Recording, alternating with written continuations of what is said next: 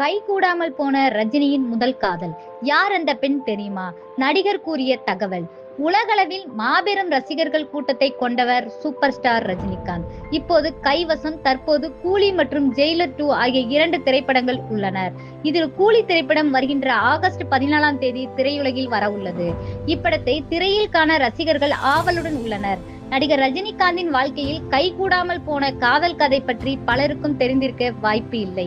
தனது முதல் காதலை பிரபல நடிகர் தேவனிடம் கூறியுள்ளார் ரஜினி. அதனை நடிகர் தேவன் பேட்டி ஒன்றில் வெளிப்படையாக பகிர்ந்துள்ளார்.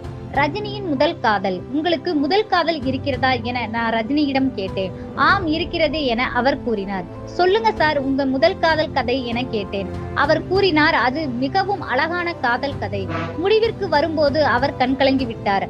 அன்று அவள் சொன்னால், உங்களுடைய படத்தின் போஸ்டர் நான் பார்க்கணும், கட் அவுட் நான் பார்க்கணும், நீங்க ஒரு பெரிய நடிகர் ஆகணும் என சொல்லிட்டு சென்று விட்டாள்.